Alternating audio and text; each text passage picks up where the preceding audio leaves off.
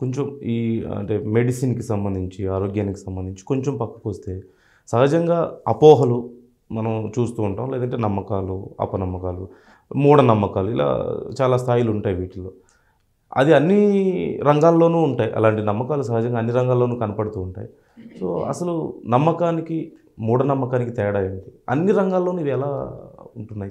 చివరికి సైన్స్‌లో కూడా చాలామంది వీటిని అన్‌ఫార్చునేట్‌లీ కొంతమంది డాక్టర్స్ గానీ, సైన్స్ డిపార్ట్మెంట్స్‌లో ఉన్నవాళ్ళు కూడా వీటిని ఫాలో అవుతున్న వాళ్ళు లేకపోలేదు. How can we see this? First మనకు నమ్మకం అనేది ఏందో మనకు తెలియాలి.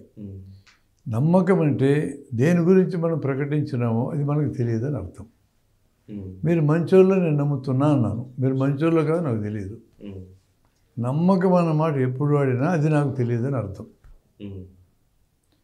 మనిషి 100 ఏళ్ళు బతుకుతాడు అని సైన్స్ చెప్పింది నా నమ్మకం అన్నావు అనుకో, నీకు ఇంకా తెలియదని అర్థం. దేవుడు ఉన్నాడని నమ్ముతున్నా అన్నాడు అనుకో, నీకు ఉన్నాడని తెలియదు. దేవుడు లేడని నమ్ముతున్నా అన్నాడు ఒకడు, లేడని అడిగి తెలియదు. నమ్ముతున్నానంటే తెలియదని అర్థం. మరి ఎందుకు అది నెత్తన పెట్టుకున్నావంటే అది ఎక్కడి నుంచి వచ్చిందో ఆ సోర్స్ మీద నాకు గురి ఉంది.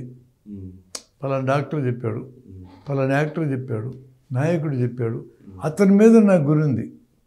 ఇప్పుడు సినిమా యాక్టర్లు అభిమానులు ఉంటారు కదా, అవునవును, మా మా మా యాక్టర్ చెప్పాడు, పవన్ కళ్యాణ్, కమల్ హాసన్, బాలకృష్ణుడు ఉంటారు కదా, మా సార్ చెప్పినాడు నమ్మాల్సిందే, అక్కడికి పోయి కూర్చుంటారు. అంటే వాళ్ళకి విషయం తెలియదు, చెప్పినాడు, గురుంది, స్వీకరించినారు. నమ్మకం అనగానే తెలియదు, ఫస్ట్ అది గుర్తించాలా, నేను స్వీకరిస్తున్నా. కాబట్టి నమ్మకం ప్రయోగానికి ముందుంటుంది. మూఢనమ్మకం అనేది ఏంటంటే ప్రయోగం పూర్తయింది, ఒక విషయం తేలింది, నిప్పు కాలుస్తుందా లేదా అని డౌట్ వచ్చింది ఒకడికి, మొట్టమొదటి ఇంకా అనుభవించాల. మీకు ముందే తెలుసు కాలుస్తని, నాకు తెలియదు, నేను కాలదన్నా, నువ్వు కాలుతుందన్నావు. నమ్మకం కాదు, నాకు కాలుతుంది తెలుసు అన్నావు, మరి నీదేందన్నా, నాకు కాలుతుందని కాలదని నమ్మకం అన్నా. నేను 2 నమ్మకాలను పరీక్ష పెట్టు, నిప్పు తీసుకురా, చేతికి తొడుగు లేకుండా 30 సెకండ్ల నిప్పులో చేయబెట్టు, తెలిపోద్ది కదా, ఇద్దరికీ కాలుతుంది. ఇప్పుడు ఇంక నేను నమ్ముతున్నా అనరు, నాకు తెలుసు అంటారు.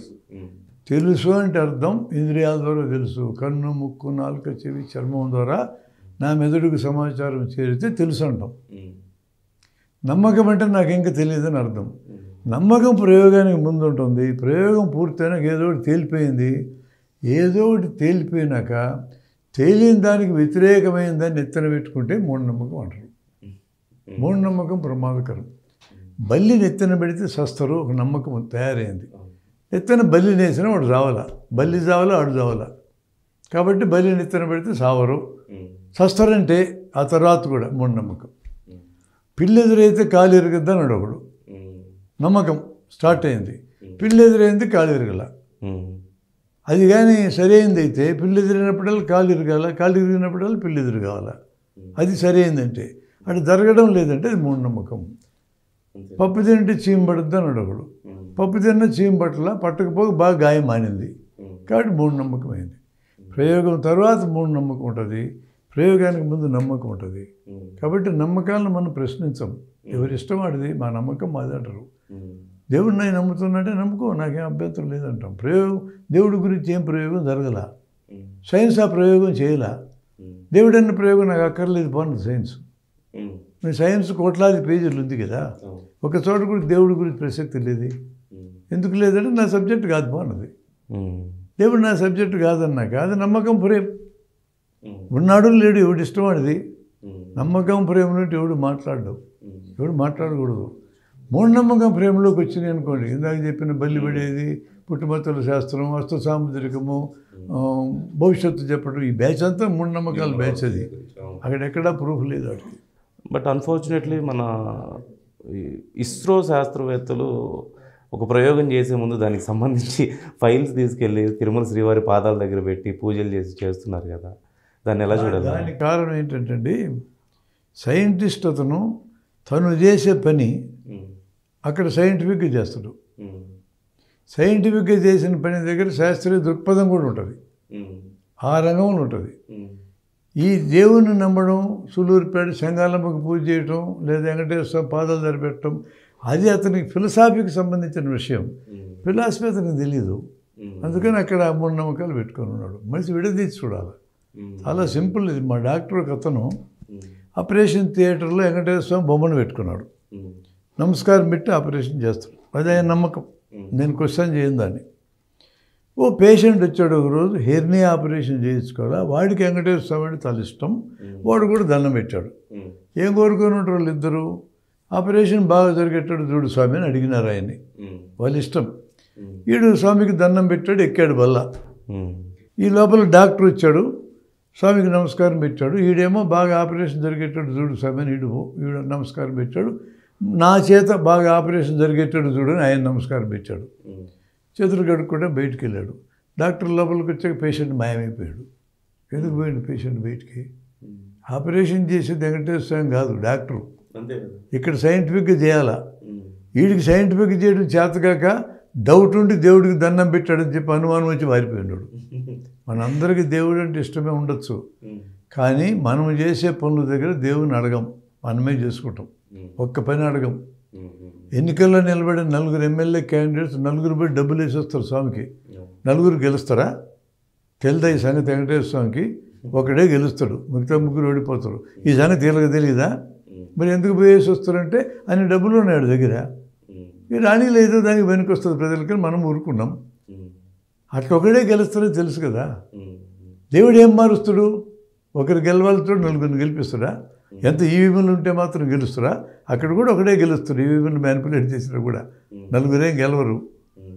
అట్లా ఏమంటే మనిషి తను చేసే పనిలో, వాడు చదువున్నోడైనా లేనోడైనా, తన పనిలో శాస్త్రీయ పద్ధతిని వాడతాడు, మెథడ్ ఆఫ్ సైన్సే వాడతాడు. ఎంతవరకు మెథడ్ ఆఫ్ సైన్స్ వాడితే అంతవరకు శాస్త్రీయ దృష్టి ఉంటుంది. ఆ ఎలుపలాడు జీవితం చాలుంది. రైతుకు వెలుపల జీవితం ఉంది, పండగలు, పబ్బాలు, దేవుళ్ళు, టెంకాయలు ఉన్నాయి. సైంటిస్ట్కి వెలుపల జీవితం ఉంది, వాడింట్లో దేవుడి గది ఉంది, పూజలు ఉన్నాయి. సైంటిస్ట్ అయినప్పటికీ కూడా బయట ఉంది జీవితం. డాక్టర్కి వెలుపల జీవితం ఉంది. విజయదశమి వస్తే సామాన్లు పెట్టేసి బొట్లు పెడతాడు, నమస్కారాలు చేస్తాడు. అవి నమ్మకాల ప్రేమలు ఉన్నంత వరకు మనం ఎవరూ ప్రశ్నించం. ఇప్పుడు ఈ చెంగాలమ్మ గుడి దగ్గర ర్యాకెట్ మోడల్ పెట్టడానికి గవర్నమెంట్ డబ్బు వాడాడు అనుకో, మనం ప్రశ్నించాలి. వాడకూడదు, నీ సొంత డబ్బులు పెట్టి పూజ చేసుకో. అతను మోడల్ పట్టుకెళ్ళి చేస్తారు, ఒరిజినల్ పట్టుకెళ్ళాడు అతను కూడా, అంతవరకు కరెక్టే. అట్లే అధికారులు ఉన్నోళ్ళు రాజ్యాంగం మీద ప్రమాణం చేసినటువంటి ఈ రాజ్యాంగం లౌకిక రాజ్యాంగం. ఈ లోకం గురించి మాట్లాడాలి. మతానికి రాజ్యాంగం సంబంధం లేదనేది లౌకికం అంటే అర్థం. మత అలవాట్లు ఉన్నటువంటి ప్రజాప్రతినిధులు వెళ్ళి గవర్నమెంట్ డబ్బులతో సెక్యూరిటీ తీసుకొని, గవర్నమెంట్ డబ్బులతో రైలు ఎక్కి, గవర్నమెంట్ డబ్బులతో విమానం ఎక్కి వాళ్ళు పోయి దేవుళ్ళ దగ్గర కూర్చోవడం హక్కు వాళ్ళకి లేదు. సొంత డబ్బులు పెట్టుకోపోవచ్చు. దేవుడు పాటిస్తున్నాడండి ఇక్కడ ప్రజాస్వామ్యం పాటిస్తున్నారు. తప్పది, అటు చేయకూడదు. వాళ్ళు నెహ్రూ పాటించినాడు. ఆయన గవర్నమెంట్ డబ్బులు ఎక్కడికి పోలే, అసలు గుళ్ళకి, మసీదులకి, చర్చిలకి పోలే ఆయన. అట్లాగానే ఆయన దేవుడికి వ్యతిరేకమా? కాదు. ఏ దేవుడినైనా ఎవడైనా పూజించుకొని హక్కు ఇచ్చినారు రాజ్యాంగంలో, పూజించకపోండి అన్నాడు.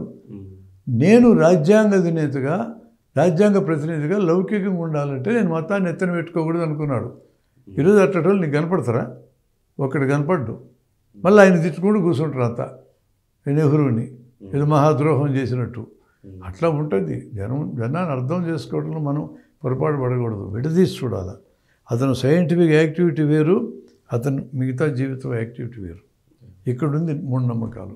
సో డాక్టర్ గారు, అంటే ఈ విషయం గురించి పూర్తిగా మనం డిస్కస్ చేసుకుంటూ పోతే చాలాసేపు టైం పడుతుంది. బట్ బేర్లీ మీ ఒపీనియన్ కానీ లేదంటే బేసిక్ నాలెడ్జ్ నేను చెప్పమని అడుగుతున్నాను దీని గురించి. అంటే మీరు అన్నట్లు సైన్స్ గురించి మాట్లాడుకుంటే, సైన్స్ అనేది ఇక పరిపూర్ణమైనటువంటి స్థాయిలో ఉందా అంటే కాదు. It's always growing. ప్రతిరోజు ఏదో ఒకటి కనుక్కుంటూ ఉంటారు. అది ఎండ్లెస్ గ్రోయింగ్ అనేది ఉంది అక్కడ కనిపిస్తుంది. అట్ ద సేమ్ టైం ఇటు స్పిరిచువల్ వేలోనో లేదంటే కొంతమంది మన పురాణాలు ఈ కోణంలో కొంత మాట్లాడుకుంటేనేమో వాటి గురించి ఒక్కొక్కరు ఒక్కో రకమైన, కొంతమంది నమ్మండి అంటారు, కొంతమంది ఏమో కొంచెం ఇలా ఆలోచించండి అని చెప్పేవాళ్ళు ఉన్నారు, కొంతమంది చదివి తెలుసుకోండి అనేవాళ్ళు ఉన్నారు. ఇలా రకరకాలు ఉన్నాయి. బట్ మన పురాణాలకు సంబంధించో అక్కడ ఉన్నటువంటి కొన్ని విషయాల మీద మేబీ కొంత రీసెర్చ్ ఇంకా బాగా జరిగితే బాగుండు అనే అభిప్రాయం ఉన్న వాళ్ళు కూడా కొంతమంది, అంటే మిక్స్డ్ ఒపీనియన్ ఉన్న వాళ్ళు కూడా ఉన్నారు. సో ఈ పురాణాలు, దేవుళ్ళు, దెయ్యాలు ఈ కాన్సెప్ట్లో అక్కడితో ఆపేయవచ్చా? ఇవన్నీ నమ్మకాలే అని ఆపేయవచ్చా? లేకపోతే కొంచెం డీప్ రీసెర్చ్ చేస్తే మేబీ బెటర్ రిజల్ట్ ఉంటుంది అనుకోవచ్చు అంటారు? మనకు అసలు ఫస్ట్ సైన్స్ అంటే ఏందో అర్థం కావాలి. గత 400 ఏళ్ళుగా సైన్స్ అనే ఈ బాడీ చాలా డెవలప్ అయితే వచ్చింది. సైన్స్కు మూలాలు ఎక్కడ ఉన్నాయని మీరు అడిగితే మానవ జాతి పుట్టినప్పుడే ఉన్నాయి. తెలుసుకోవటం అనేది దాంతో కదా సైన్స్ మొదలవుతుంది. క్వశ్చనింగ్లోంచి మొదలవుతుంది. వాడి జీవితమే క్వశ్చన్. బతకాలంటే ఆహారం కావాలా, భద్రత కావాలా. ఆహారం భద్రత కోసమే కదా 3 లక్షల వలసలు జరిగినాయి. కాబట్టి మనిషి పుట్టినప్పుడే సైన్స్కి కూడా పునాది పడింది. ఈరోజు సైన్స్ అని దేని పిలుస్తున్నామని మనం చూస్తే వాస్తవం అనే ఒక పదంతో స్టార్ట్ అయ్యాం మనం. వాస్తవం అంటే ఉన్నది అని అర్థం. స్తవం అన్నా వాస్తవం అన్న అర్థం ఒకటి. ఇంత పెద్ద యూనివర్స్లో 10,000 కోట్ల కాంతి సంవత్సరాలు వ్యాసము కలిగిన ఈ యూనివర్స్లో కోట్లాది గెలాక్సీలు కోట్లాది నక్షత్రాలు ఉన్నాయి. అట్లాంటి ఒక నక్షత్రం మన సూర్యుడు. ఇంత పెద్ద యూనివర్స్లో ఉండేది పదార్థ రూపాలు, శక్తి రూపాలే. ఇక మూడోది లేదు. పదార్థం శక్తిని వాస్తవం అని పిలుస్తాం. పదార్థం అంటే అది స్పేస్లో ఉంటుంది, శక్తి అనేది కాలంలో ఉంటుంది. అవి 2 కొలమానాలు. వాస్తవం నుంచి మన ఇంద్రియాల ద్వారా కన్ను, ముక్కు, చెవి, నాలుక, చర్మం అనే జ్ఞానేంద్రియాల ద్వారా మెదడులో ఒక ఏరియాకు పోయి సమాచారం పడుతుంది. వాటిని ఇంద్రియానుభూతి కేంద్రాలు అంటాం. దృశ్యానికి సంబంధించిన కేంద్రం ముచ్చనగుంటలో మెదడు దగ్గర ఉంటుంది. ఏరియా 17, 18, 19 అంటారు. చెవికి సంబంధించిన ధ్వని కేంద్రం ఈ పెరైటల్ ఏరియా దగ్గర ఉంటుంది. ఏరియా 22, 23 అంటారు. చర్మం నుంచి సమాచారం మొత్తము ఏరియా 3 అనే దగ్గర పడుతుంది. ఇక్కడ పడుతుంది. అందులో బొట్నేలకి 2 ఇంచుల ఏరియా కేటాయించబడ్డది. చాలా కీలకమైనది ఇది. పిడికిలు వస్తుంది ఇట్లా, జంతువులకు రాదు. పిడికిలు పట్టడమే మానవ జాతిని మార్చింది. పిడికిలి స్వరపేటగా స్ట్రైట్గా నిలబడ్డం, ఈ 3 మార్చినాయి. ఈ పిడికిలకి అంత ఏరియా కేటాయించబడ్డది. అక్కడ నుంచి వచ్చిన సమాచారం మెదడులో జ్ఞాపక శక్తి కేంద్రం ముందు వైపుది అక్కడికి వస్తుంది. అంటే సమాచారం వచ్చేసింది. సమాచారం 2 రకాలుగా వస్తుంది ఇంద్రియాల ద్వారా. అక్కడ ఎట్లా ఉన్నదో అట్లా రావచ్చు. అక్కడ ఉన్నది అట్లా కాకుండా ఇంకో రకంగా వచ్చి పడవచ్చు. మనకి ఈ ఉదాహరణలన్నీ మనకు తెలుసు. ఎండమావులు చూస్తాం, నీళ్ళు ఉన్నాయి అనుకుంటాం. అక్కడ నీళ్ళు లేవు, కానీ నీళ్ళలోనే అనిపించింది. ఉన్నది ఒకటైతే ఇంకోటి పడ్డది. సముద్రం ఒకటి నిలబడితే సముద్రంలోంచి సూర్యుడు లేచి వచ్చినట్టు కనపడుతుంది. సూర్యుడని లేచి రావడం వల్ల భూమి తిరుగుతూ ఉంది. ఉన్నదేంటి? భూమి తిరగడం. కనపడ్డదేంటి? సూర్యుడు లేచి వచ్చాడు. మనం ట్రైన్లో కూర్చున్నాం, పక్క ట్రైన్ కదిలింది, మన ట్రైన్ కదిలింది అనుకుంటాం. ఉన్నది పక్క ట్రైన్ కదలడం, మనకు తెలియడం మన ట్రైన్ కదిలినట్టు. నీళ్ళల్లో స్కేల్ పెడతాం, స్ట్రైట్గా ఉండేది. అక్కడ ఉన్నది స్ట్రైట్ స్కేలు, కనపడేది వంగిన స్కేలు. నీళ్ళల్లో కాయిన్ వేస్తే కాయిన్ పైకి ఉన్నట్టు కనపడుతుంది. ఇట్లా అనేకం మనకి మన ఇంద్రియాల ద్వారానే ఉన్నది ఉన్నట్టు తెలుస్తుంది. ఉన్నది ఒకటైతే మరో రకంగా తెలుస్తుంది. ఈ రెంటినే జ్ఞానం అని పిలుస్తాం. తప్పు జ్ఞానం, రైట్ జ్ఞానం. రైట్ జ్ఞానం అంటే ఉన్నది ఉన్నట్టు పడాలి. తప్పు జ్ఞానం అంటే ఉన్నది ఒకటైతే ఇంకోటి పడాలి. సింపుల్. రైట్ జ్ఞానానికి సత్యమని ఇంకో పేరుంది. రాంగ్ జ్ఞానానికి, తప్పు జ్ఞానానికి అసత్యమని పేరుంది. సత్యమనే దానికి ఉన్న క్యారెక్టర్ని ప్రపంచవ్యాప్తంగా ఫిలాసఫర్స్ కొన్ని వేల ఏళ్ళ నాడే కనుక్కున్నారు. సత్యం సార్వత్రికం అనగా ఎవరికైనా ఎక్కడైనా ఎప్పుడైనా ఒకే రకంగా తెలుస్తుంది. అది జ్ఞానమే. ఈ జ్ఞానానికి ఈ క్యారెక్టర్ ఉంటుంది అన్నారు. అది ఎలా ఉంటే అలా పడడం అనేది. నిప్పుకు కాల్చే గుణం ఉన్నది అని నాకు తెలిసిందే అన్న. ఇది సత్యమా సత్యమా అన్న. ఇది సత్యం అన్నాం. ఎందుకని? ఎవరికైనా కాలుతుంది, ఎవరికైనా కాలుతుంది, ఏ రోజైనా కాలుతుంది. ఈ భూమి మీద మనిషి ఉన్నంతకాలము, నిప్పు ఉన్నంతకాలం కాలుతుంది. కండిషన్స్ ఏందని అడిగాం. చేతికి తొడుగు ఉండకూడదు, 30 సెకండ్లు చేతిలో పెట్టాలి. నిప్పుల మీద నడిచోడికి ఎందుకు కాలదంటే 30 సెకండ్లు అంటే అడుగు కాలిపోతాడు. అర్ధ సెకండ్ కంటే కాలు అక్కడ ఉండదు, వేసుకుంటూ వెళ్ళిపోతాడు. అర్ధ సెకండ్లు ఏం జరుగుతుంది? కాలు కింద ఉన్న కనపడని తేమ ఆవిరి కింద మారి నిప్పుకి కాలికి మధ్యలో బ్యారియర్ ఉంటుంది. మళ్ళీ నెక్స్ట్ అవతల ఇంకో కాలు వేసే లోపల మళ్ళీ నీటి పొర తయారవుతుంది, మళ్ళీ బ్యారియర్ అవుతుంది. ఎంతసేపు నిప్పులో నడిచినా నడుచుకుంటూ వెళ్ళిపోతే కాలదు, అక్కడ నిలబడితే కాలుతుంది. నిప్పు కాల్చే గుణం ఉన్నది అని కండిషన్స్ చెప్పి తొడుగు లేకుండా పెట్టాలి, 30 సెకండ్లు పెట్టాలి, కాలుతుంది. ఇంక తిరుగులేదు దీనికి. ఈ రకమైన జ్ఞానం మనిషిని బట్టి మారదు, ప్లేస్ని బట్టి మారదు, కాలాన్ని బట్టి మారదు అని మనిషి తెలుసుకున్నాడు. అంటే తెలుసుకోబట్టే ఇది ఆహారంగా పనికి వస్తుంది, ఎవరు తిన్నా కడుపు నిండుతుంది, ఎక్కడ తిన్నా కడుపు నిండుతుంది, ఎప్పుడు తిన్నా కడుపు నిండుతుంది అని కనుక్కున్నాడు. ఆహారం తిని బతికాడు. ఈ కాయలు తిండి చచ్చిపోతారని కనుక్కున్నాడు. గన్నేరు కాయలు ఉన్నాయి ఉదాహరణకి, 4-5 కాయలు నల్లగొట్టుకున్న పప్పు అంతా తింటే చస్తారు అనేది ఎందుకు తెలుసుకున్నాడు? సావుకొని ఉండడానికి. అది తింటే ఆకలి తీరుతుంది ఎందుకు తెలుసుకున్నాడు? బతికొనడానికి. ఈ మూలికలు తింటే రోగాలు పోతాయి ఎందుకు అనుకున్నాడు? బతికొనడానికి. మనిషి బతికొనడానికి, సావుకొని ఉండడానికి సరైన జ్ఞానం ఎందుకు తెలుసుకోవాల్సి వచ్చింది? సరైన జ్ఞానం అంటే సత్యం. సత్యాన్వేషణ జీవిత అవసరం, అందుకని నేర్చుకున్నాడు. అట్లాంటి సత్యాలన్నిటినీ కలిపితే దాన్ని సైన్స్ అని పిలుస్తాం. అది సైన్స్ అంటే. అసత్యం అనేది కూడా అంత బలమైంది. ఒకసారి తప్పని తేలినాక అది రైట్గా మారదు. ఇప్పుడు నీళ్ళల్లో స్ట్రైట్గా స్కేల్ పెడితే వంగిందన్నమే ఎవరికైనా వంగినట్టు కనపడుతుంది, ఎక్కడైనా వంగినట్టు కనపడుతుంది, ఎప్పుడైనా వంగినట్టు కనపడుతుంది. అసత్యం అది. స్కేల్ వంగల.